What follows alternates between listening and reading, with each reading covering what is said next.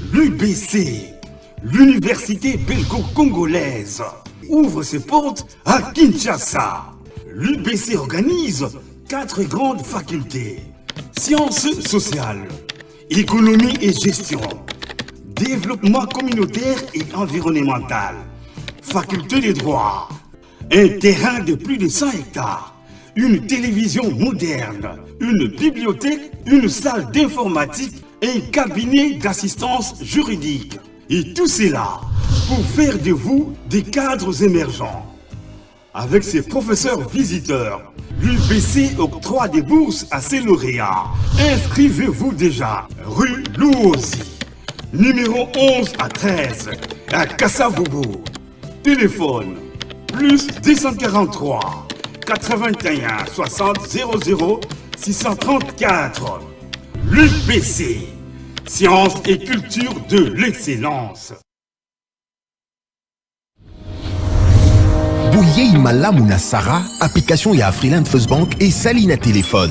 Salela misolo na yo na tango nyonso lingi. Na Sara Banking, ezande bank na chombo na yo. Tinda mbongo na yo na bokengeli nyonso ata ofandi na ndako. Consultez solde na yo, landela ba crédit na yo, sala ba virement bancaire, senga cheke na yo, tope tuna motuna pona kokoso ya lolenge nyonso. Elongo na Sara Money, biso nyonso tokoti masolo ya bank na chombo na pete nyonso. Afriland First Bank a komiseli biso libenga na ye na téléphone. Ata oza na compte bancaire te, salela mbongo na yo na téléphone na yo na kimia nyonso. Na lisungi ya Sara Money, okoki kotinda pe kozwa misolo, kosomba crédit na yo ya communication, kofuta mbongo ya biloko sombi, tembe sili. Kende na lombango ko télécharger application na yo Sara ya Bank Afriland na Google Play to App Store. Pe kimambango na agence Afriland o ezwami pene sika ofandi po ba activer yo Sara. Sara Bank na biso.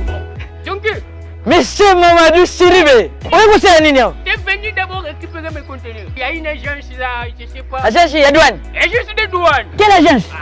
Louvunu Export. Na matadi bayo kakombo ya Louvunu wana baluka moto na bakangaye. Kokende gauche à droite, tu adresse zika moko. Awa zena matadi. C'est vrai. Avenue Major Bango, Okay. numéro 6. Blessing Business. Blessing Agence ya douane yesolo. Kende na adresse tout na bana matadi nyoso tu bayebi yango. Bango numéro 6. Voilà. Merci beaucoup, monsieur Jonker. Oiza agence en douane Blessing Business. Nous allons pour la dédouanement et import et export. Solution na yebisa qui est ezali Blessing Business. Maintenant, les solutions est venue. C'est quand on est ici à la Walla Village. À Tikala Awalibel. À Yébissé Wandekunangana Bamako. Blessing Business des solutions. Vous êtes à Dubaï, vous êtes au Canada, États-Unis, Europe et partout. Agence de dédouanement Yangoyo, Blessing Business. Vous avez pour ça que dédouaner biloko yaka, vous avez un point à quoi deviner. Rapidité, sincérité, ce que vous livraison à domicile.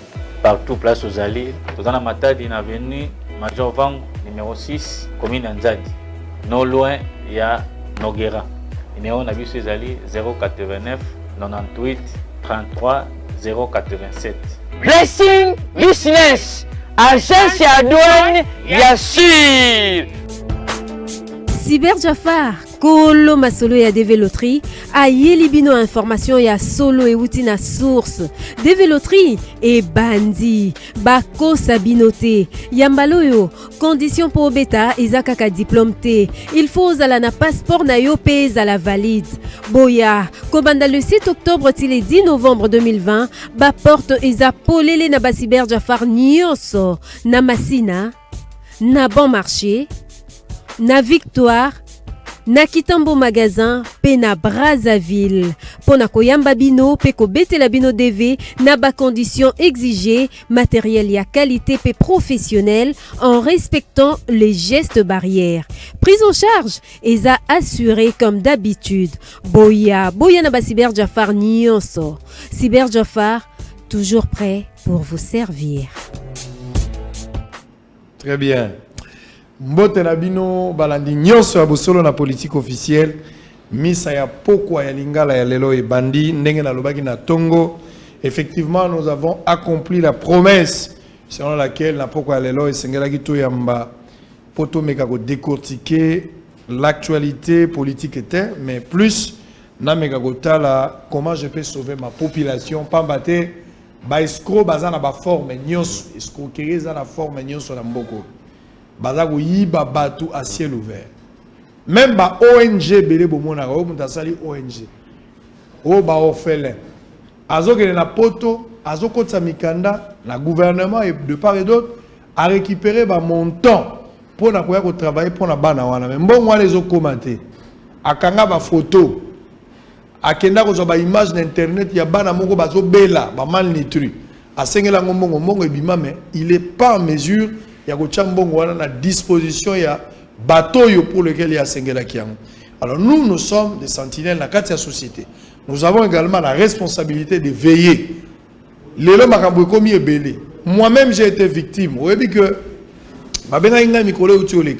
la plupart des gens otende komo boye azobenga biso na kombo na yo est-ce que ça yote ngai na sala je ya mbongo te. Je vous avais dit et puis je le rappelle. Nga na zanganga te pona multiplier mbongo. Soko yoki mutu moko abengi yo na kombo na ngai. Abandi ko biso ka mbongo boya yango. Adresse na biso yebani avenue du Livre numéro 75 et la TV à Gombe 75 au matin à premier niveau première porte. Venez là, nous sommes là, les portes sont ouvertes du lundi au vendredi, voire même le samedi. Maintenant on commence à travailler. Donc boke bana baisko baza ebele eza na makambo mapango baisko bazali eza na makambo ya église baisko bazali eza na makambo ba visa baisko bazali yango lelo lokola période ya makambo ebandi balobaka so ba visa DV loterie ngana kotika ngoto boyoki mama my gold nazozela bango tisiko ba ko pesa nga suite tisiko bazo esusu te nazozela my gold ba ko lakisa nga agrément oyo bazwina nte soki ye na ko lakisa bino. Alors ce soir la ligne président to vendre plus na makambo ya DV loterie ngo zalaka nini passeport les obimate bazobetsa batu DV loterie c'est de l'escroquerie ou pas, ça c'est une question. Bato yango bazo kozwa bango bato ba gagner qui année passée tisiko nanu ba voyager te na suivre information pour ba plainte eleki ebele na kosala nini bino nyonso bozo ya pa na ngai naza obligé na meka kosala ba mise au point na makambo ebele. Alors je vais recevoir pour vous monsieur Jafar baba Jafar mbote na yo mbote sango.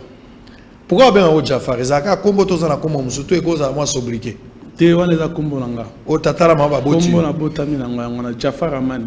Jafar Amani. Oui. Tu es de l'Est, hein? Oui, Est. On le rappelle Swahili. Na Semaka. Ah, on a Semaka. Très bien.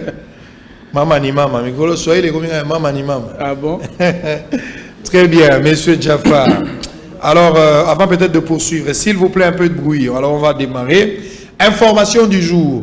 Goma, scandale après une sortie médiatique du maire de la ville. Les gouverneurs demandent des explications. Enseignement supérieur universitaire, Thomas Louaka autorise la reprise des enseignements dans d'autres promotions. Martin Fayoulou, il n'y a pas une tribu qui s'appelle Banyamulenge en République démocratique du Congo. RDC, les projets de loi des finances rectificatives exercice 2020 déposés à l'Assemblée nationale. RDC Affaires Minembwe Filimbi exige la démission de M. Azarias Rouberois. RDC, annulation de l'installation de Minembwe en commune rurale. C'est une décision froide, sage, responsable et rationnelle prise par le chef de l'État, a déclaré Christophe Lutundula. On termine avec 58 000 enseignants. Nouvelles unités du primaire seront payées de ce mois d'octobre. Willy Bakunga. Affaire Minembwe, M. Tshisekedi ne maîtrise absolument rien. Martin Fayoulou, RDC, l'Assemblée nationale favorable à l'interpellation d'Azarias Rouberois en rapport avec Minembwe. Pour Fayoulou, l'enjeu autour de Minembwe vise à matérialiser la balkanisation de la République démocratique du Congo. Très bien, on a fini avec ça. Alors, Nego Jafar, il y a un gars qui est quand même l'élo. Bon, mon message na bosolo na politique bino boyaka mais lelo quand même na pesio mandat pe oye na sepel nango d'abord pour na yo bosolo na politique bien ko saka politique te mais bosolo la politique na lingala ozomona ngo eza valeur ezali considération to eza humiliation. Merci beaucoup na question na yo tuni na ko yanola yo boye moni nazaki na États-Unis depuis confinement na mois de mars ti dans mois d'août, dans mois de septembre. Je pense que Bosso la politique est allée émission Oyo ezalaki ko engraisser ngai na makamamboka na biso nazalaki ko landango du jour au jour na ba support numérique. En tout cas, nous profiter de l'occasion, il y a une émission dans laquelle nous pouvons féliciter et permettre à ce que les Congolais surtout partout dans le monde besoin d'informations et de cannabis. Et je pense que ceux qui vont continuer dans Nzela Oyo et garder la valeur culturelle, la valeur il y a RDC. Parce que ceux qui sont en France, ils sont français, ceux en Angleterre, ils sont anglais. Et ceux qui information ya mbo cannabis na lingala et puis partout dans le monde entier ba découvrir RDC à travers langue oyo ezo lobama pe batwazo landango mingi. Et là en complexité, il faut tous aller fier nango. Il faut tous aller fier nango makasi po ezali langue na biso. Très bien. Alors on va évoluer. Likambo développer. Ngai sango na lingi nazo ba explication claire. Yango na convoqué au lelo. Likambo développer les aranini. Ezalaka bindo, ezalaka quoi my god, ezalaka forme na mweza nini. Je ne comprends rien. Et loko moto la kana tongo bima comme nango développer. Loterie, développer. Ezanini. Merci beaucoup Sango. Je pense que au sali erreur tena ko bengi sangai pour répondre à makambo développer.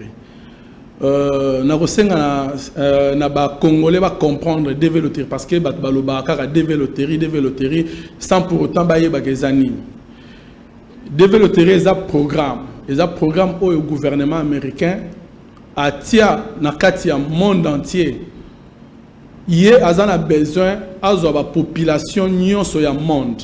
Je pense que comme obozoka DV ngoloba diversity visa de diversité.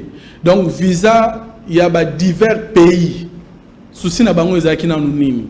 Souci ba américains zali bazwa ba population partout dans le monde. Yango moni ba bengango diversity visa. Donc visa de diversité. Bazana besoin ba rassembler couche nyo surtout ya monde na mboka na bango.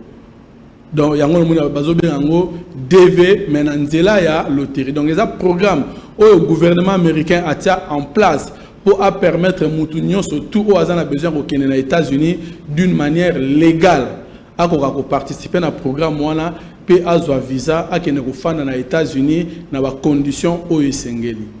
Alors, ce qui est la logique wana kezali loto pour la loterie de attention ko déjà on va trouver la talisa chance. Oui. C'est ça non la lingala wana na talisa chance. Très bien. Quand tu as sa chance, tu peux longa, tu peux longa. Voilà. Ata eloko ya ofele senga critère. Nani oya ko beta développer. Koko pa ko beta développer. Orphelin ko beta développer. Papa maman mwana classe ya mukie, mwana mokazana mukie ko beta pe développer. Est-ce que ça la tranche d'âge moko bien définie? Ya bato sengeli ba beta développer ou bien mutunyo so kaka zui posa. Ou encore, Moutoumoko a meka ba visa na ebele pour que les États-Unis ba boyela ye. Est-ce que Moutouna peut avoir droit à beta développer? Nani aza mesure à beta. Merci beaucoup de Rosango. Développer nani a beta. Hein? Ou a participer. Eza Moutounyo sauter au lali au lamuki boye na participer na DV. Mais en général, tranche d'âge ezateo a PC âge minimum au mutako beta ngo ezalité majeur nyonso tout temps to ba majeur ezali mutu oyo a atteindre déjà niveau moko boya ba étude na ko expliquer ngo c'est ma niveau ya ba étude mais sinon te ezala mwasi to mobali a ko beta DV même ata oza koko ezana limite te oyo ba tie âge soit na 90 ans mutako beta te na ba instruction ya DV limite d'âge ezate. Donc, moi, si tu mobali, au koki ko beta DV, au koki ko zala papa, au beti DV, au déclaré moi si na yo, na bana. Moi na yemoko, moi ya beta DV, zate pour déclarer ba parents. Mais papa ko beta DV, au déclaré maman, na bana. De même aussi, maman, au koki ko beta DV, au déclaré papa, na bana. Voilà, na niveau nini ba expliquer, moutuni na ko beta DV. Donc, âge minimum ou bien maximum exacté.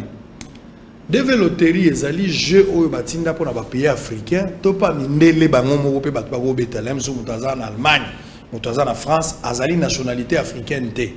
Quand je dis nationalité africaine, je fais allusion à ma pays.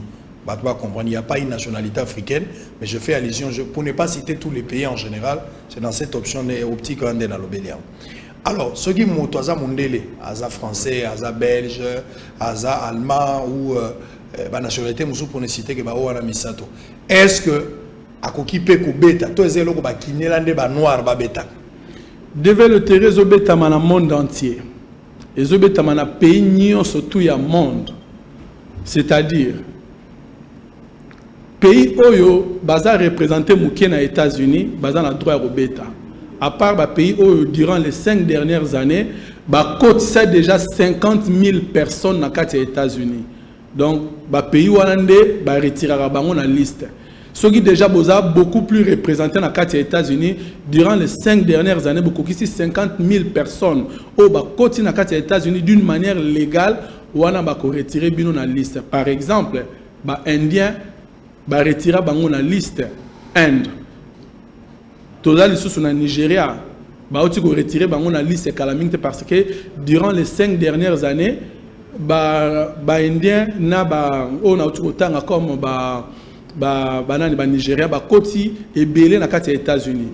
Mais biso RDC tozanan ba français bazanan ba nani ba pays ebele na Europe bazanan bazo kota na kati ya États-Unis. Donc pays surtout ils ont le droit à développer.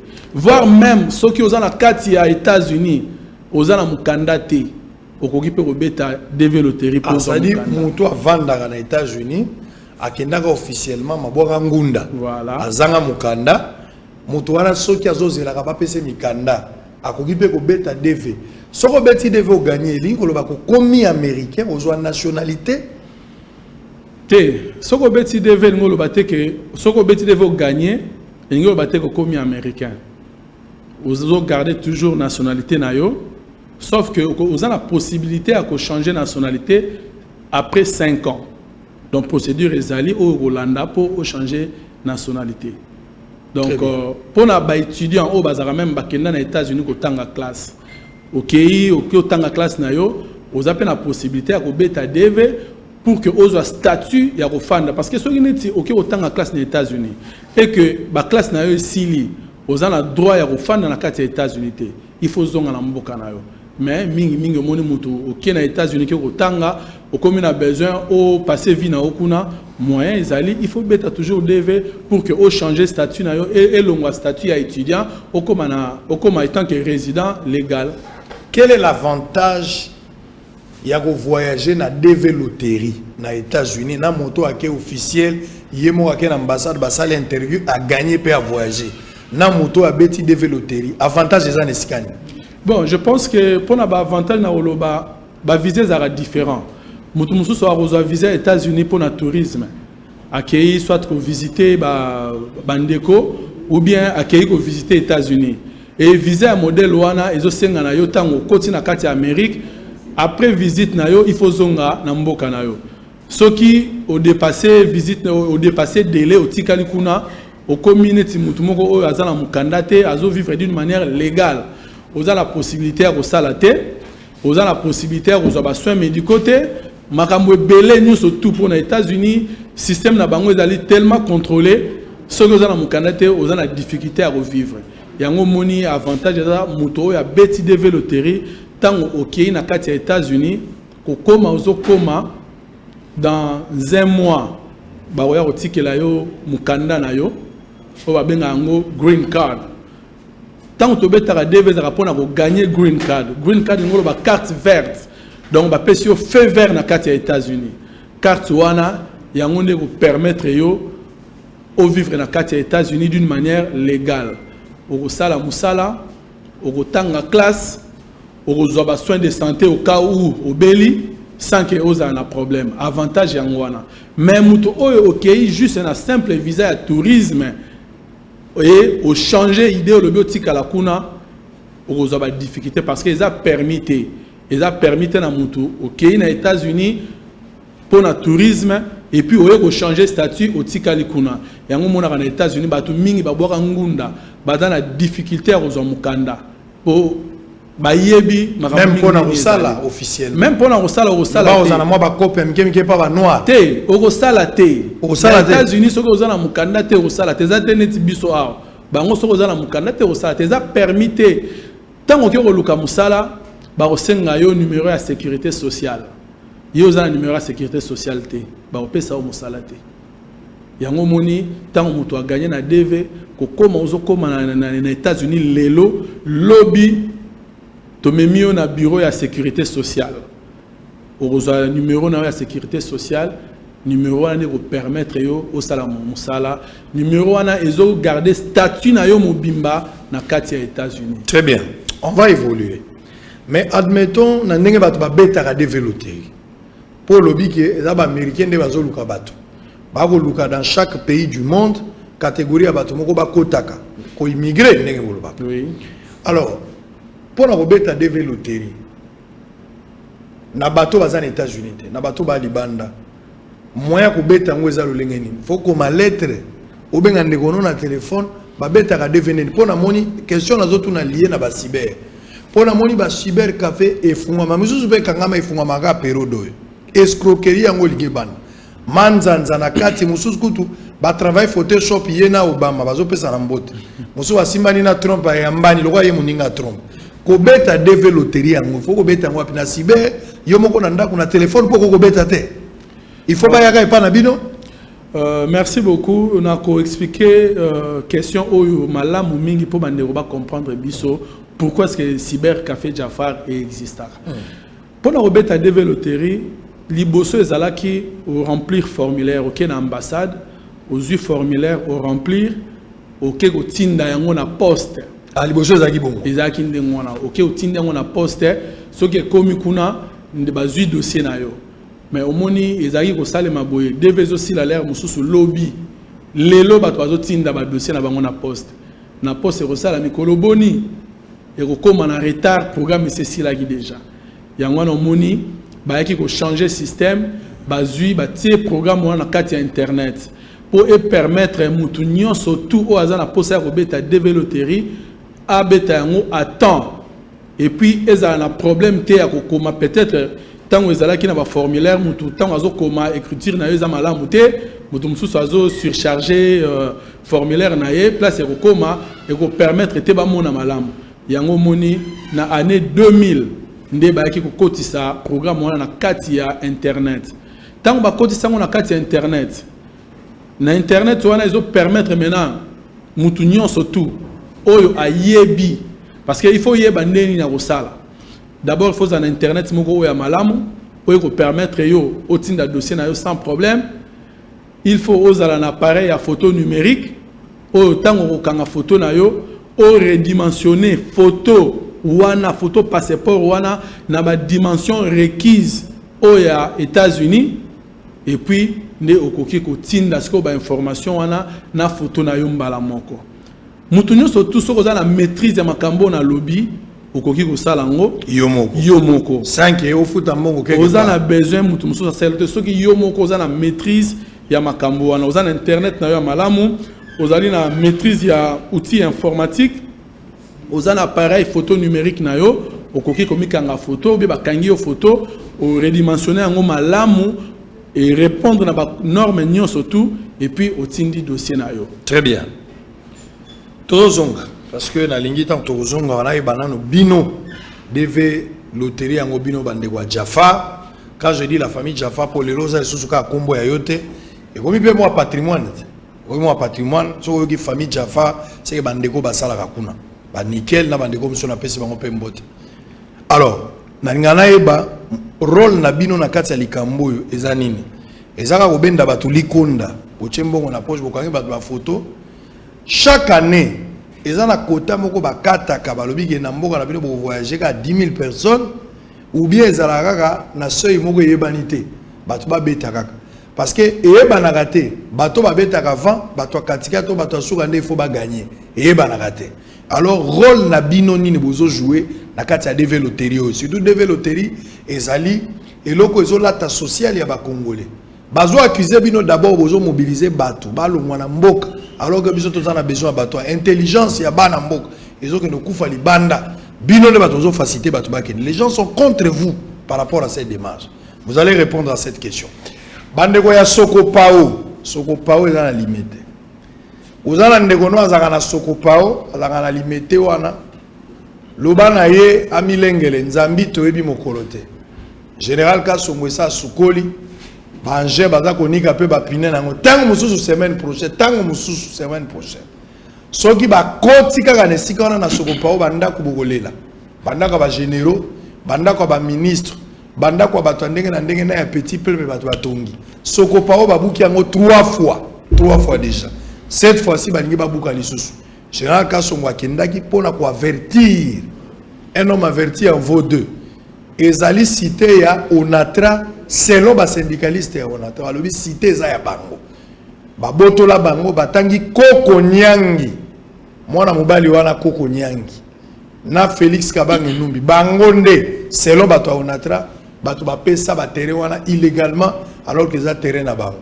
Général akendaki kuna na yebi sibino bandeko bobongama. Na yebi oyo koya semaine prochaine te. Na on loti te. Luka likayebo pembe na bilo amai. Posoki babuki. Ha. Ngana koya na image à kolakisa. En image le général Silvano Kasongo. On se retrouve après pour continuer avec Jafar sur ce plateau discuter makambo DV loterie. C'est de l'escroquerie ou bien ça peut être légal. Géo batwaza kobeta. À tout à l'heure. C'est une descente d'avertissement qu'a effectué le DG de la SCTP ex-Onatra, accompagné de son adjoint, du député provincial Gérard Moulumba DJ Koko, du bourgmestre de la commune délimitée, du commissaire provincial de la police ville de Kinshasa, le commissaire divisionnaire adjoint Silvano Kasongo, dans le site de Soko Pao situé le long de rail, pour avertir tous les occupants qui habitent à cet endroit de mettre un terme à la construction en matériaux durables dans ces sites réservés à la SCTP. À cette occasion, le directeur général de la SCTP ex-Onatra a annoncé que très bientôt la police va procéder à la démolition de toutes les maisons construites en matériaux durables. Les domaines privés de la SCTP ex-Onatra est spolié. Il y a des constructions anarchiques sur le terrain de l'ex-Onatra. Nous sommes venus nous enquérir de la situation. Franchement, c'est décevant de savoir qu'il y a des Congolais qui n'aiment pas ce pays. Vous venez sur le terrain privé.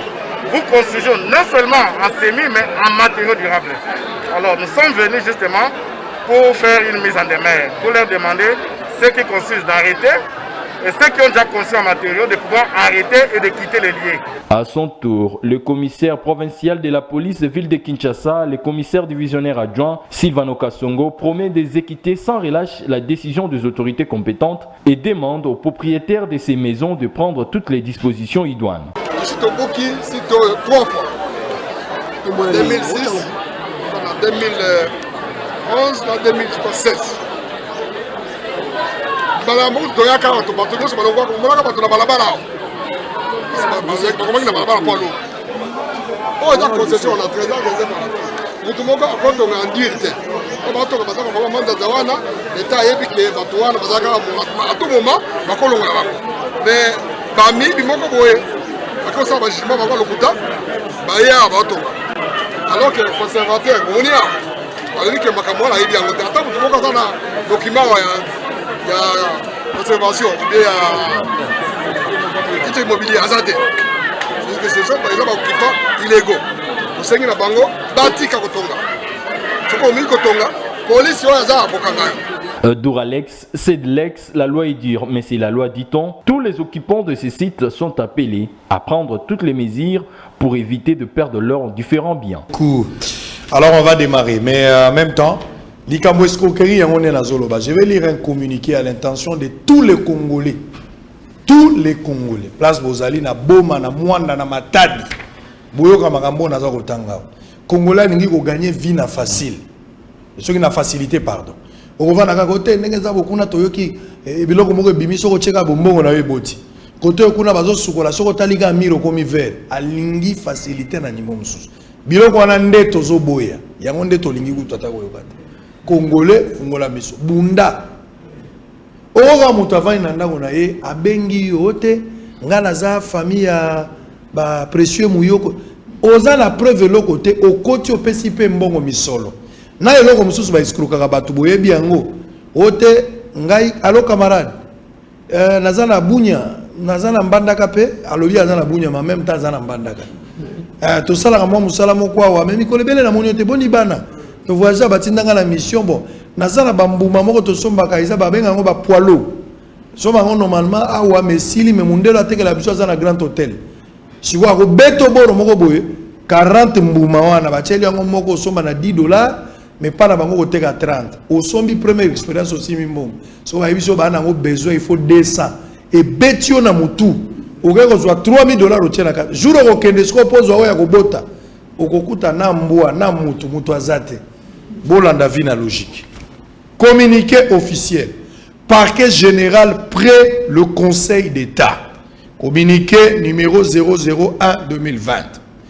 Les directeurs de cabinet du procureur général près le Conseil d'État informent l'opinion publique qu'un monsieur non autrement identifié utilise les noms et qualités de monsieur le procureur général pour se faire frauduleusement remettre de l'argent par voie de transfert téléphonique. Procureur a 5 ambongo na M-Pesa te, a 5 ambongo na Orange Money te, Lukuta. Il invite par conséquent toute personne qui serait contactée par téléphone pour une telle entreprise criminelle à la prudence et à la dénonciation des faits au poste de police ou au parquet le plus proche. Dans tous les cas, des enquêtes sont déjà en cours pour retrouver l'auteur de ces faits. Fait à Kinshasa, le 9 octobre 2020, pour le directeur de cabinet en congé, le directeur de cabinet adjoint, Madame Kiala Lembo, Cécile, avocat général. Batela misolonayo, procureur azalaka na M-Pesa te azana Orange Money te. Soki oyo ke loko bongo directeur d'entreprise, ozali commerçant, ozali homme d'affaires, on vous invite au nom ya procureur au pesa mbongo ezali anar ko pesa mbongo te dénoncer batouane. Très bien. Ndeko Jafar, la question a été posée très facile. Rôle nino bino boza ko jouer na kati eloko oyo. Alors que bazo accuser bino boza ko travailler nuit et jour bo vider Congo etika la pamba botinda batu libanda. Merci beaucoup Ndeko Sango ya liboso na koloba ete na ba loi migratoire et sengi na moto azala libre soki alingi se déplacer à voyager au Congo Brazzaville au Gabon mais à condition de respecter les normes ou les voies légales. Donc soki lelo moto a une décision na ye ya ko voyager azala libre moto ko pekisa moto te à voyager. D'abord, des deux, je pense que vous avez l'occasion d'interpeller Mboka Biso, travailler malamu pour que tout la kaka libanda te.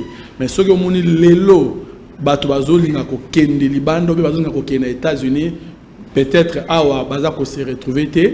Yango moni bato bazana besoin ba kende kuna, peut-être kuna ko se retrouver, mais Cybercafé Jafar partout dans les Caraïbes, en Amérique, on sa conseil, souci n'engage à la raboue, surtout les jeunes. Les jeunes, on dit lelo, tous les ressources dans le système, il y a la bourse. D'ailleurs, on a profité, on a félicité la première dame dans l'œuvre dans monarchie a coupé sa bourse dans les jeunes au distingué qui na CPLA qui na initiative voilà parce qu'ils allaient presque dans makambo na zo sala.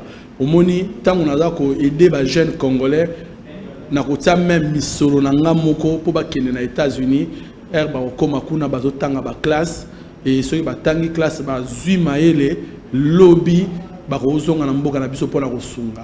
Donc ngai tant on a sala musala o souci na ngezalaka ko aider peuple congolais auto koki ko mona awate auto koki ko za na facilité à découvrir te mais libanda surtout na États-Unis les États-Unis ali ils ont force moko l'équipe c'est le numéro 1 au monde la puissance mondiale numéro 1 les États-Unis. Alors ceux qui biso ba congolais to ko za facilité wana ya ko atteindre mboka wana na nzela ya loterie, je pense qu'il faut profiter nango. Il faut profiter parce que to ko na États-Unis tu dois prendre belé. Mais il faut des zonga. Il faut des zonga. Oui, dans la pemboka. Il faut des zonga. Voilà l'intelligence là, il faut profiter. On peut ça exemple moi comme une période il y a Covid-19 hein donc on a période où il y a confinement. Je pense que ce qui est na ba place au batin na Rambongo pour ne pas citer les noms hein ba biloko qui batin na Rambongo pour mona que batu mingi badao tindela bandeko na Rambongo ezaki ba o bazaki na États-Unis. Pour les États-Unis, bah d'abord moi misolo et puis oh bah kenda mingi na nzela ya loterie. Au moment na so kei na ba mani kama okuta bato belé mulongo kutezali. Pour na nini bato ba kenda ki dans la période où il y a confinement misala ezate bato ba zu moyen ya ko sala musala te pour que ba subvenir ma besoin na bango bandeko oh totinda ka bango na DV bah je pense que badaki vraiment osunga ba famille na ba. Ça dit au niveau ça biso que son muta gagner le DV loterie ka voyager comme ya bani musala mbala moko. Na yebisa ki wa ke soko komi na DV loterie ou gagner DV loterie komi na États-Unis et là les bosso ba repérer ces numéro de sécurité sociale. Au komi lelo lobby toke na yo na bureau ya sécurité sociale. Kunande ba kotala visa ni no kontinango. Ba komona ke kontina visa ya DV, ba komona ke visa na ya DV zo permettre yo zo pesa yo droit ya ko sala musala. Ba repérer yo numéro de sécurité sociale, numéro wana ba ko senga yo ngona entreprise nyonso. Très bien. Comme dans le bas qui sans numéro, on a moyen de musala exact. Alors, on a un problème, on a un litanie. Si on a bête l'inde place na côté, na côté pour na escroquerie ou ezako salam, na continuer la place one. Pourquoi bino? Quand je parle bino pour représenter la cyber news. Yonde mozawana na molongo boye ata oboye komi kitisa me yondo za la colonne mutu ya train ya ba cyber news one. Bon, pourquoi bino bandego ya cyber, j'ai dit Jafar na bandego mususu. Vous recommandez aux gens de réserver ba place pour la pré-enregistrement. Alors que yo yebisingai na ba explication yo solo bina nga place na moni pré-enregistrement ça magate faut DV band. DV bandi jour ba bandi na période ya fourchette wana ndi mutako bet. Mais pré-enregistrement, ce n'est pas de l'escroquerie.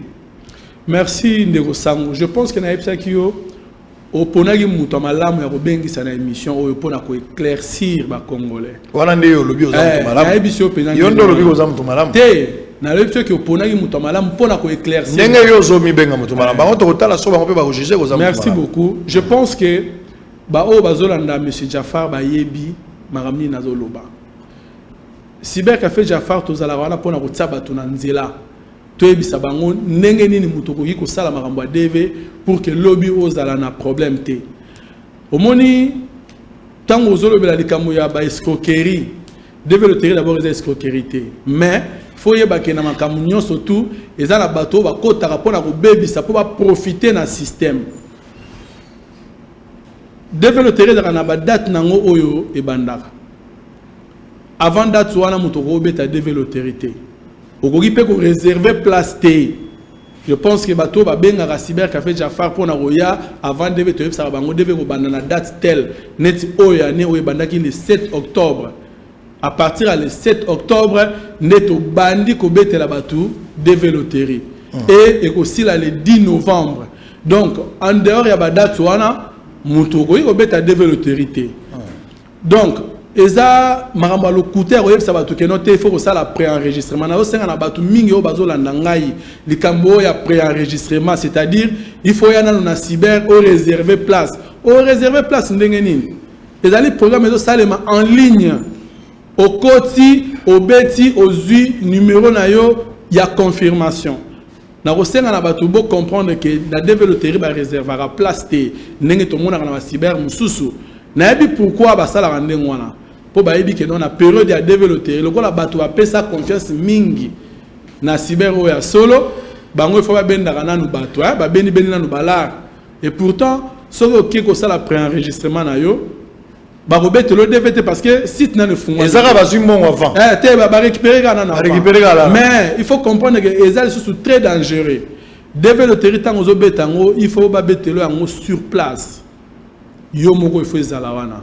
Alors pourquoi est-ce qu'il faut ça et la moto pré-enregistrement? Mais aux États-Unis, il est conseillé. Non, même à ta Mutuaza Musika, Maintenant, il faut au moins pour qu'il y ait la possibilité de vérifier l'identité. L'identité, il ne faut pas comme une erreur. Date de naissance, lieu de naissance, sur comme une erreur. Il y a une ambassade à repimer la visa. Bakoki peut ça la erreur, il y a une photo mususu. Croisant on a ba identité, mais ceux qui sont allés sur place, ils ont la possibilité de vérifier ma camion sur toi. Il y a un biso na cybercafé Jafar, to le baraki pré-enregistrement na développerie, ça n'existe pas. Très bien. Donc binonyo soboyoki réponse à liboso na komi siko moi satisfait yango. Biloko ya kozwaka mbongo avant. Moi, si na mobile boza na rendez-vous, nanu bokutani te. Moi, c'est ça, sengi mbongo avant. Pré-enregistrement. Même na bolingo pré-enregistrement, PC comme. Boza na rendez-vous na moi si bolingo bokutana, nazo fongola moi brèche na sexabine. Boza na rendez-vous na moi si faut kutana. Bozo bolinga na sim. Allô, mais il est déjà 12 h, on devait se voir. Non, il n'y a pas moyen, tu sais. Je voulais venir, mais Natika pas ma tante. Une grande soeur, mais on ne vient plus. Non, il n'y a pas moyen. Désolé, tout ça. Tellement que l'homme insiste. Moi, ça a changé. Bon, s'il y avait au moins même, quand même un abonnement, oui. Mais il y a un abonnement. Il y aura ce place à quel plan. Il y a un abonnement exact. Si vous mobile a tout nié. Bon, tu comprends l'abonnement, non? Et ce n'est pas moi qui achète, c'est notre cousin qui achète. Attends, je l'appelle. Nous avons un numéro na yemoko. Il y a Vodacom, oyo zala na ngote. Ce que tant qu'on insister trop, ba pension numéro M-Pesa, otindi $40 pour baso abonnement. Donc petit wana ndenga zoye pa na yo sa zu avance sur honoraire ça signe. Mais à ça na le côté. Pré-enregistrement, escroquerie simple. Merci Jafar pour la lumière. Au moins tu es sincère. Félicitations à toi Jafar. Merci. Les loyaux, au bêta développé comme un prix. Il y a un prix $10, $20, couple $40, $50, biso 100, biso 5, biso fêlé. Qu'est-ce qu'il faut avoir pour un bêta développé? Bon, premièrement, la développer un programme où il est gratuit. Développer un programme où il est gratuit. Il y a un lobby que yomogo ceux qui ont maîtrisé l'outil informatique nanda kunayo okoyiko sala ton na bureau ton na ordinateur na yo okoyiko sala.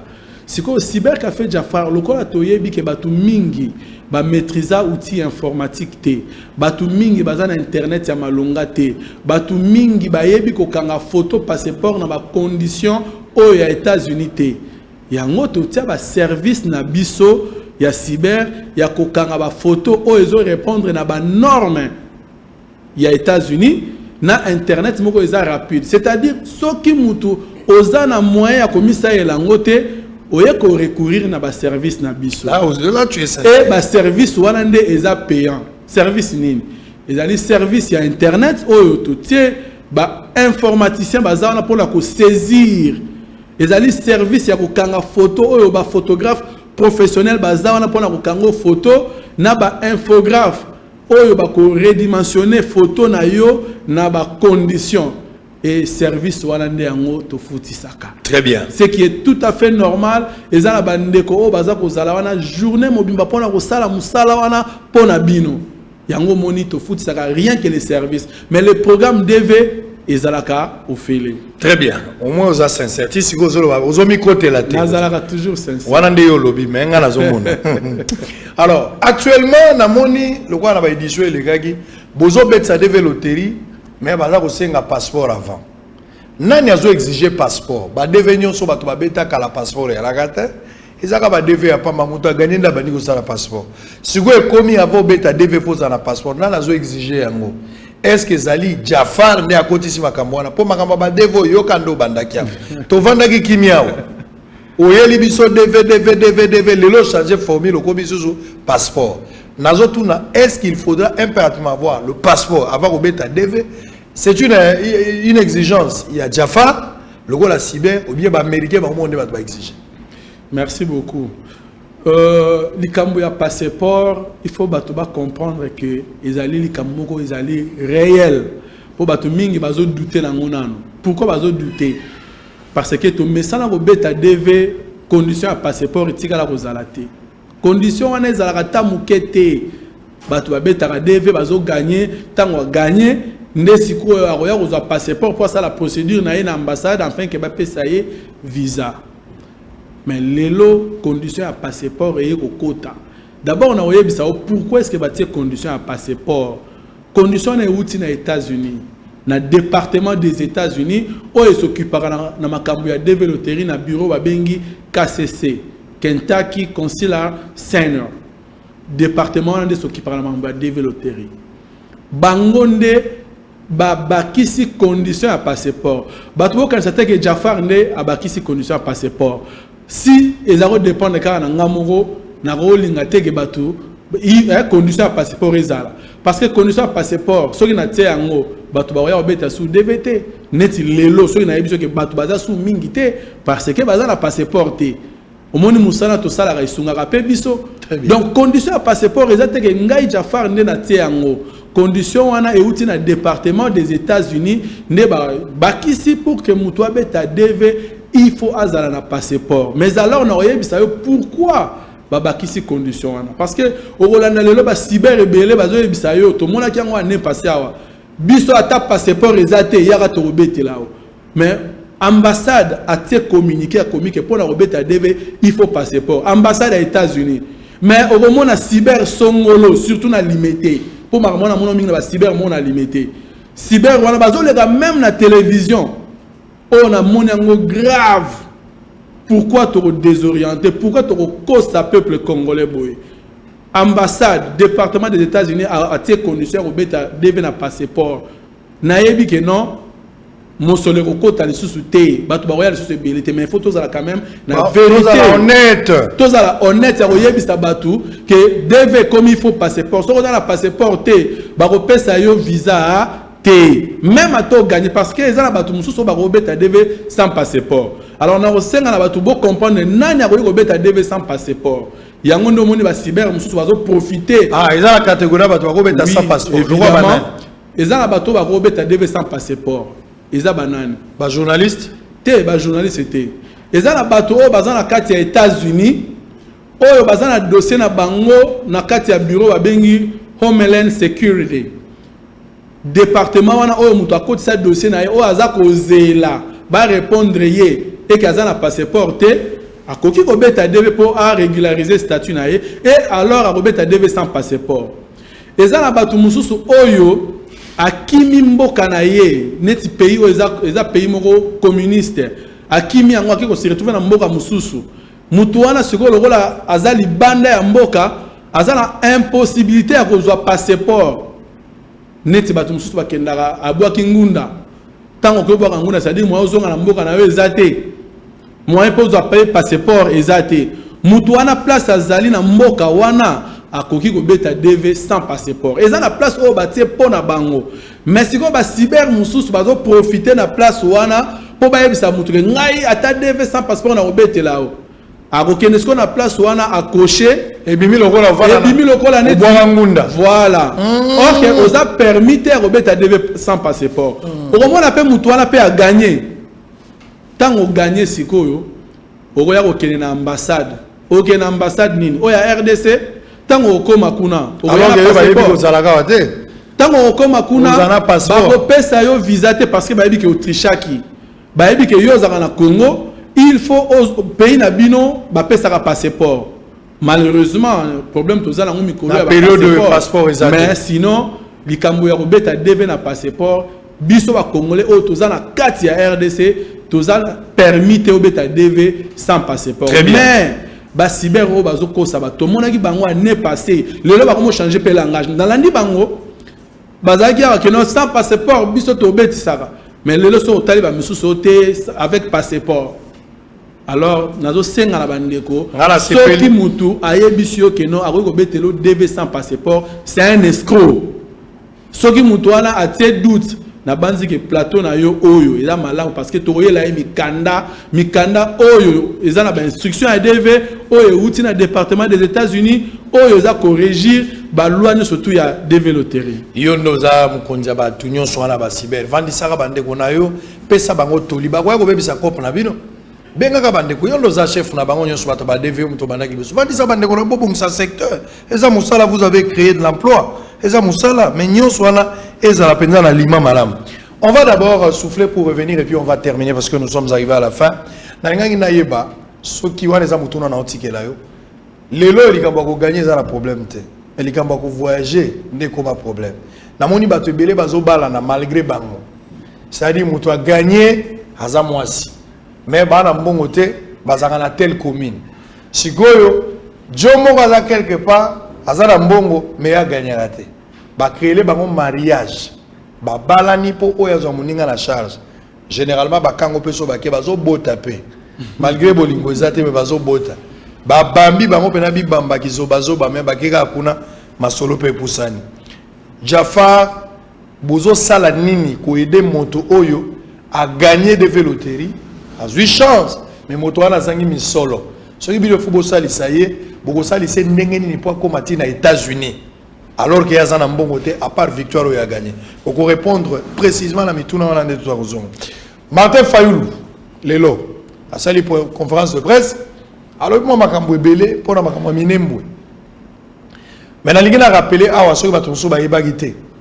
Mokonzi ya mboka Félix Tshisekedi Tshilombo Antoine auti kozwa mokano pona kopekisa installation ya babourgmestre na Minembwe makambo nyonso oyo esalamaki na Minembwe ekei na mai ekosalama lisusu te selon la déclaration ya chef de l'État. Alors que Martin Fayoulou akamati pe mokano lelo.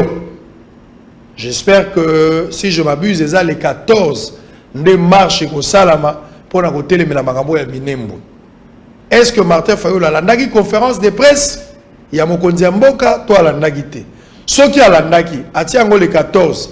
Azama prophétie à Makamusu ya Minembwe Zoya, to ezaka oyo balongoli déjà. Suivant Martin Fayoulou, on revient pour terminer. À tout à l'heure. Est-ce que la décision d'ériger, ou en tout cas cette activité, d'aller ériger Minembwe en commune rurale, était discutée quelque part? Il y a un document officiel. M. Tshisekedi nous habitue. Chaque fois, il va aux États-Unis en avril 2019. Il dit qu'il va déboulonner Kabila.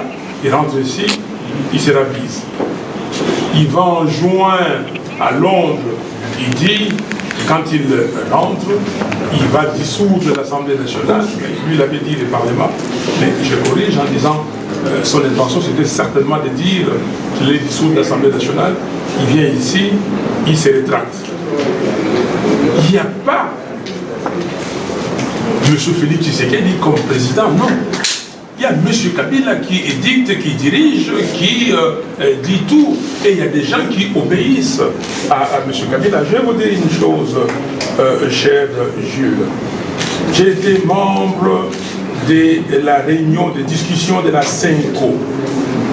Et pendant la CENCO, avant de signer l'accord qu'on a appelé l'accord de la Saint-Sylvestre, on devait procéder, comme a dit la répartition des tâches. On était deux groupes, on était paritaires. Les groupes de changement, nous, les représentants d'Étienne Tshisekedi de mémoire, et les groupes des Kabila. À un moment donné, nous sommes arrivés au ministère des réformes institutionnelles. Moubake, Valentin et moi-même, nous nous sommes dit que ces postes-là doivent être supprimés ou on prend ça de notre côté. M. Azalia Soubera ne peut plus être ministre des réformes institutionnelles. Et j'ai ajouté en disant, le ministère de l'économie aussi, que nous devons le récupérer. Mon ami et frère, Modeste Bahati, ne peut plus être ministre de l'économie. Il est resté longtemps ministre de l'économie. Nous avons discuté, Valentin Moubaki et moi-même, jusqu'à la fin, que certains de nos amis ont cédé. Je vous ai dit la fois passée, dans une conférence de presse dans l'autre salle, pourquoi Azarias Rouberoa est toujours ministre de la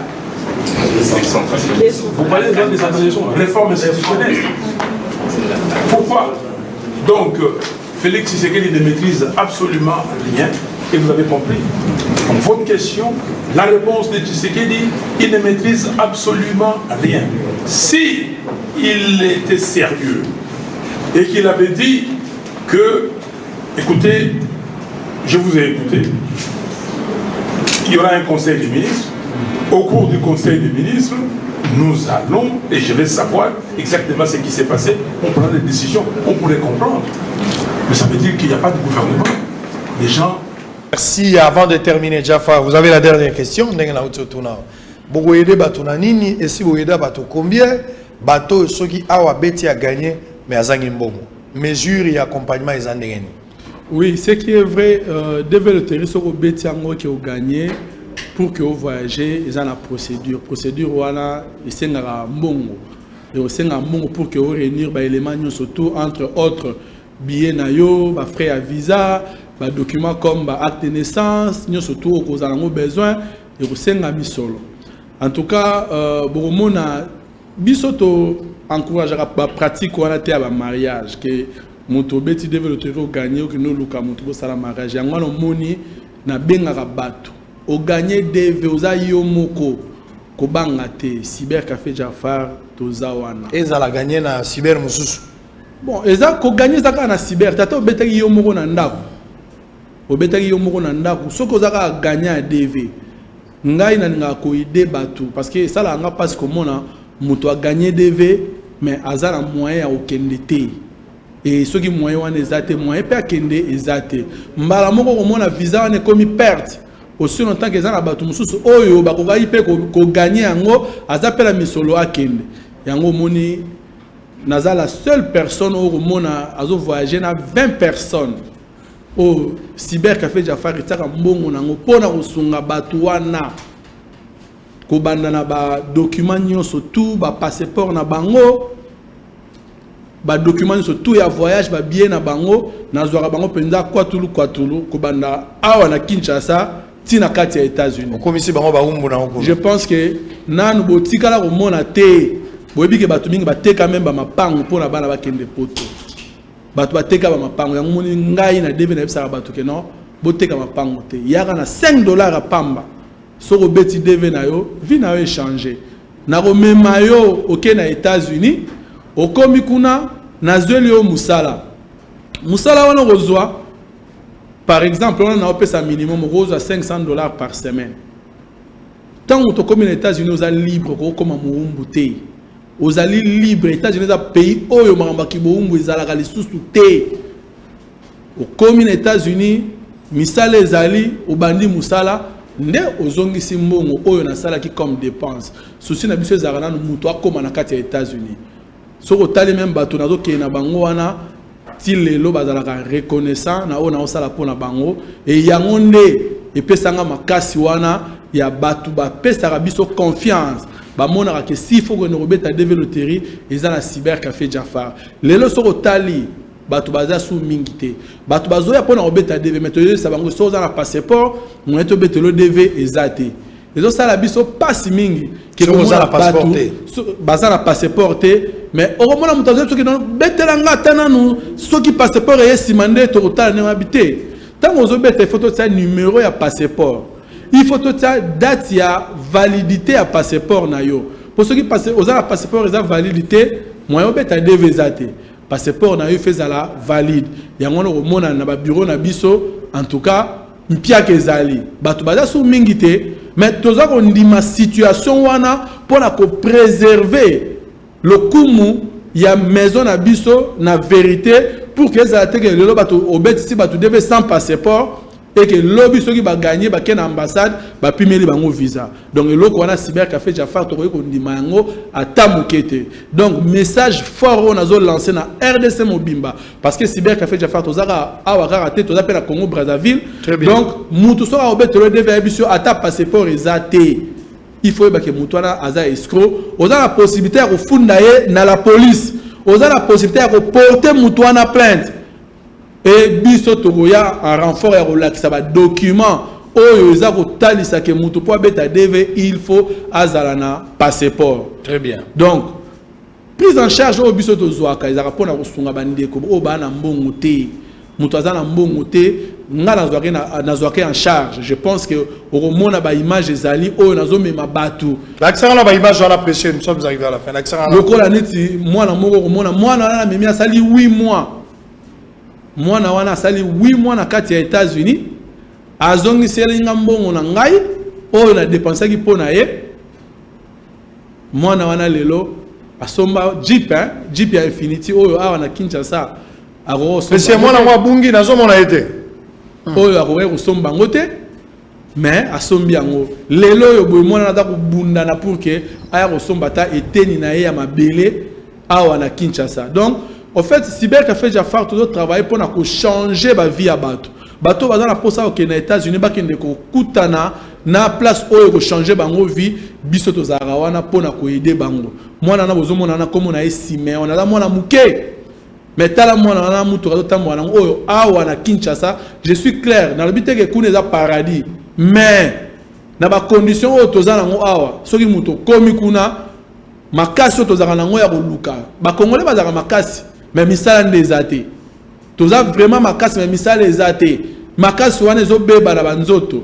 Mais tant mutu na memi oyo ke na États-Unis okobimisa makasi na yo et qu'on permettre yo vivre ndenge mutu azo vivre. Voilà souci na biso Cybercafé Jafar eza pona ko changer ba vie ya ba jeune oyo bazana besoin batanga classe lelo bourse États-Unis zarate otika oyo kangote. Mais à travers Cybercafé Jafar au BTDV au reçoit moyen au États-Unis au qui otanga classe. À travers Cybercafé Jafar aux a besoin au sala ba formation au yeba donc otanga na université na au sala ba formation mususu à travers développerie au Kenya na États-Unis avantage avantage belomoni batumingi balelo baluka ona nous amukanda na Europe OK au bois ngunda mozole que ça temps pour rien mais na nzela développerie aux a démarche au sala te so comme na États-Unis visa au baropesa wana zali visa oyo ezo reconnaître yo na statut moko ya visa permanent légal ya kufanda na kati ya na développerie ba recommandaka ba tout hein ki yo tchelanga kombo bana recommandation ezalaka te ata président ya États-Unis Donald Trump a la pouvoir te ya ko recommander pour que ba pesa mutwana il faut azwa. Très bien. Ils allaient tirage oyo et salemaka tant que betelio DV tirage et salami après tirage ba ya kasiko kotala photo oyo bakanga kiyo. Est-ce que photo ana répondre na ba norme? Ceux qui photo répondre na ba norme ba garder yo. Ceux qui photo répondre na ba norme te ba longoli ya moni avantage ezalaka na kobeta la Cybercafé Jafar. Ceux qui ont bêtis na Cybercafé Jafar, tant on va salir tirage, va recoudre photo na eux, ils ont répondre à la norme. Très bien. Il y a un moment cyber, ils ont gagné et belé, ils ont Cybercafé. Est-ce que la période de Covid-19 a problème et qu'il bateau va gagner qui année passée? Est-ce qu'il va gagner déjà? Les Cambodgiens Covid-19, boyebi, la pandémie oyo est neutralisé le monde entier et affecta qui paye programme ya DV, ya ba oba beta qui na 2019, faïba kende na 2020 hours. Ça c'est vrai. Une partie à bato bazu visa, mais bato mususu moyen bazo visa ezate pona nini. Eza na décret loi moko oyo président ya États-Unis a promulgaki oyo a interdire entrer na kati ya États-Unis parce que na moment ya Covid-19 ba misala ebele na États-Unis e kangi. Siko bakopesa o visa okende na États-Unis okosala musala nini. Aboyi bato baya na États-Unis ozana eloko akosala te. Bango moko tango bakangi misala komi muke. Donc ba o bazala nukuna basala misala o ezali. Alors eloko wana est affecté pe DV ba bato bagayaki na DV mwandambu bazui visa ndambu mwe bazwa visa ezalaki te ezaka kapona Covid-19 eza eloko mususu te. Donc likamba Covid-19 bato ba comprendre que est affecté monde entier makambu nyo surtout na biso pe bato a DV et affecté biso. Très bien. Alors tokomi na suka likambo DV loterie na komi siko moi convaincu après cette émission pour vous aller qui sincère ça je dois vous remercier pour la robeta le roi na DV robeta na Jafar m'adresse à Jafar eza pezaka na beau marché ici lelo Cybercafé Jafar vous retrouver biso na bisika mine na kati ya Kinshasa awa donc na Congo et na Brazzaville toza na deux postes awa na Kinshasa toza na adresse à liboso ya beau marché oh batutu ba yebe sali lelo 19 ans na kata musala oyo donc eza mukete tozali juste wana na croisement ya avenue Flambeau na titre foncier bokomo na cybercafé Jafar wana yebani partout et toza susu na chango pona bana chango kuna cyber ototeli bango na croisement ya boulevard na Matankumu place restaurant DFC ezali et toza lisusu na Kitambo magasin juste na côté à shop Vodacom bokomo na cybercafé Jafar ezana wana ekozwa bana ngalier manyonso bana ya UPN na Gombe nyonso tout. Malheureusement tokangaki oyo ezalaki na Gombe na rond-point Forestcom suite kaka makambo confinement na temps wana moyen to ça sous ezalaki te tokangaki yango donc totikali kaka na babisika wana na bon marché et enfin na victoire na rond-point victoire bokozwa biso na immeuble ya PDG Mayalo so autaki kotika biso donc nazo souhaiter ba famille na ba condoléances depuis nga nazaki na États-Unis tango ya kufaki donc on a Brazzaville toza na deux cyber oyo moko ezali na rond-point Mungali na arrêt oyo ezokende vers Mukondo et puis toza lisusu na mususu soko ye na rond-point CCF juste en diagonale il y a église Saint-François d'Assise wana bokuta ba cybercafé merci alors ici bobandi ya kobeta ici bobandi ya kobeta depuis le 7 octobre devait aussi là le 10 novembre mais to senga na batu bozela mukolo ya sukate parce que système est comme saturé tout ça la rappel ba week-end samedi na ba dimanche surtout pour la famille bato oyo bakendaka na bana na bango na classe moyen bazwa temps durant la semaine ezate week-end tozakana pona bango samedi na dimanche boye toza ouvert de 8h jusqu'à 22h pona kozela mutu nyonso tout ezate ke ngai balabaki préenregistrement te moment ya DV yango oyo ebandaki le 7 et aussi là le 10 novembre toza wana pona bino très bien totinda ba dossier ba tomona na maboka pour émission na suka tomona tout ça en résumé outi ko yebisa ngai awa ke bato moko na limité baza kosala campagne ya koyiba population sima makambo ya DV Loterie nde olobiti ba image ezali outi ko yebisa ngai awa ke pré-enregistrement ezali escroquerie et que soki moto alingi abetisa DV Loterie akoloba na bato boyana na pré-enregistré bino eza sorte escroquerie bato fu ba éviter eza makambo ya koéviter parce que DV eza programme oyo ezalaka na ba date nango avant date ya DV moyen otinda dossier ya mutu ezate et puis après date ya DV moyen otinda dossier ya mutu ezate donc il faut qu'on respecte ba norme ya DV Loterie yango cybercafé Jafar a respectera toujours et puis olobi na ngai que DV oyo po betango so za na passeport te koyate eza yo mutu ti yango te za ba américain bango ba to ba imposer wana eza ba américain bango moko ba o ba pesi biso moyen wana okende balingi ke mutu soko lingo beta DV ozala quand même na projet ya voyage pour ba remarquer que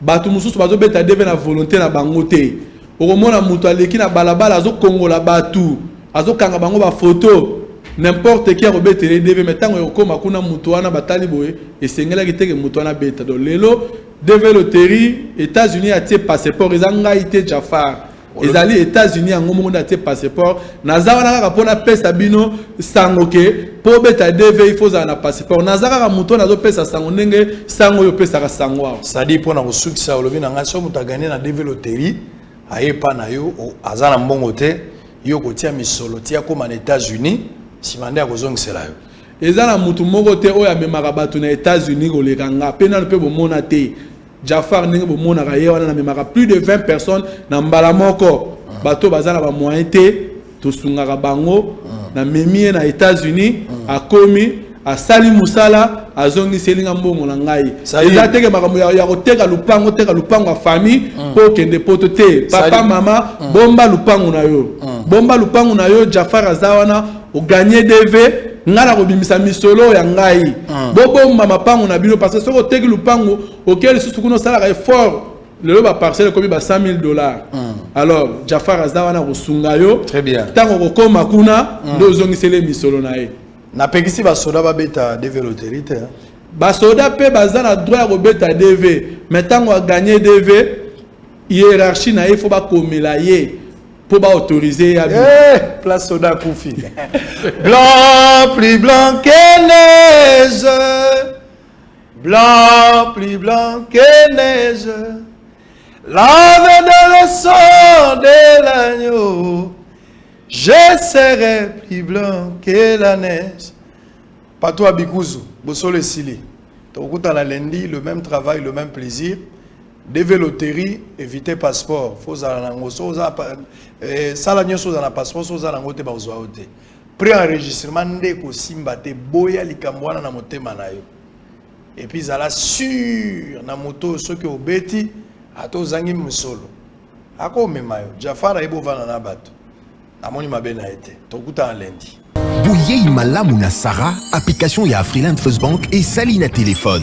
Salela misolo na yo na tango nyonso lingi. Na Sarah Banking, ezande bank na chombo na yo. Tinda mbongo na yo na bokengeli nyonso ata ofandi na ndako. Consultez solde na yo, landela ba crédit na yo, sala ba virement bancaire, senga cheke na yo, topé tuna motuna pona kokoso ya lolenge nyonso. Elongo na Sarah Money, biso nyonso tokoti masolo ya bank na chombo na pete nyonso. Afriland First Bank a komiseli biso libenga na ye na téléphone. Ata oza na compte bancaire te, salela mbongo na yo na téléphone na yo na kimia nyonso. Na lisungi ya Sarah Money, okoki kotinda pe kozwa misolo, kosomba crédit na yo ya communication, kofuta mbongo ya biloko sombi, tembe sili. Kende na lombango ko télécharger application na yo Sarah ya Bank Afriland na Google Play to App Store. Pe kimambango na agence Afriland o ezwami pene sika ofandi po ba activele yo Sarah. Sarah, Bank na biso et longo na biso bipai binso. Afriland First Bank, the pack. L'UBC, l'Université belgo-congolaise, ouvre ses portes à Kinshasa. L'UBC organise 4 grandes facultés. Sciences sociales, économie et gestion, développement communautaire et environnemental, faculté de droit, un terrain de plus de 100 hectares, une télévision moderne, une bibliothèque, une salle d'informatique, un cabinet d'assistance juridique. Et tout cela pour faire de vous des cadres émergents. Avec ses professeurs visiteurs, l'UBC octroie des bourses à ses lauréats. Inscrivez-vous déjà, rue Louosi, numéro 11 à 13, à Kassavogo. Téléphone, plus 243 81 60 00.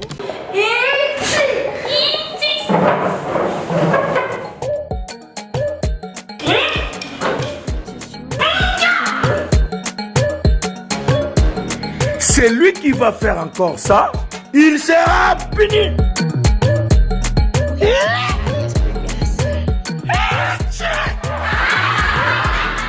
Je suis puni. Attention, tout qui va n'a crème moussous.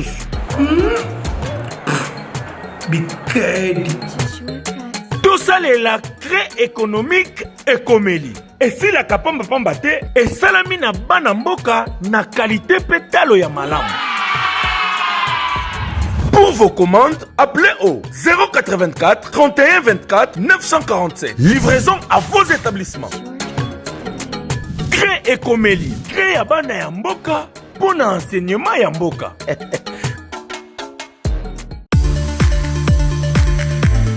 Après 4 mois d'état d'urgence sanitaire, nos frontières sont de nouveau ouvertes. Quick Service vous offre un méga promo familial du 5 octobre au 5 novembre 2020. Le méga promo est disponible pour les pays ci-après: le Canada, les États-Unis d'Amérique, Dubaï et les pays Schengen. Hâtez-vous car les places sont très limitées pour toutes vos démarches de visa pour le Japon, Afrique du Sud et autres. Immobilier national et international, service passeport, vend des billets d'avion international le moins cher, assurance voyage, facilitation de l'obtention des documents de voyage, bourse d'études. Contactez Quick Service au numéro 10 de l'avenue Wagenia, immeuble CTC Shopping Mall au local 31, Kinshasa, Gombe. Téléphone plus 243 82 0090 008 plus 243 84 40 90 666. Quick Service, c'est la rapidité, la ponctualité et la serviabilité.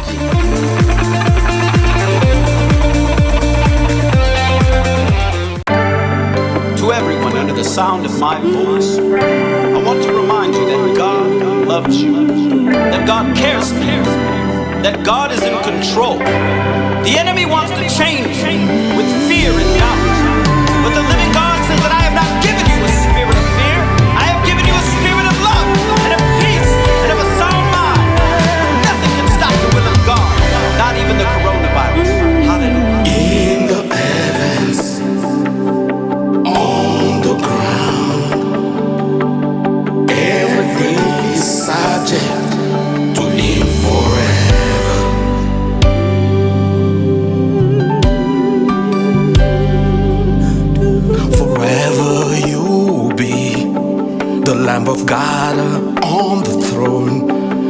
because you accepted to die at the cross for me. I wanna praise you, my God, you who redeemed me for God. I adore you because you're worthy of all praise. I came to adore you. I came to celebrate you. You are worthy to be praised. Jesus, King of glory. Oh, yeah. Forever you will be the Lamb of God on the throne, the big winner who sits at the right hand of God. You receive from the Father a glorious name above any name in the heavens, on the ground, on the ground, in the heavens, on the ground. Everything is subject to Him forever. In the heavens, on the ground, everything is subject to Him forever. Jesus, He freed me. Jesus, He heals. He can do it for you, my friend. By His power, by His presence, He can touch you if you believe it. In the heavens, on the ground, everything is subject to Him forever. King of glory. In the heavens, on the ground, everything is subject to Him forever. Jesus is King. Jesus is Lord. Who is crowned for eternity.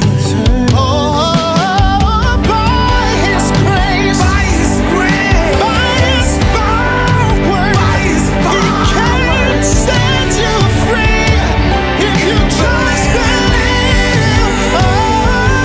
In the heavens, on the ground, everything is subject to Him forever. Hosanna. In the heavens,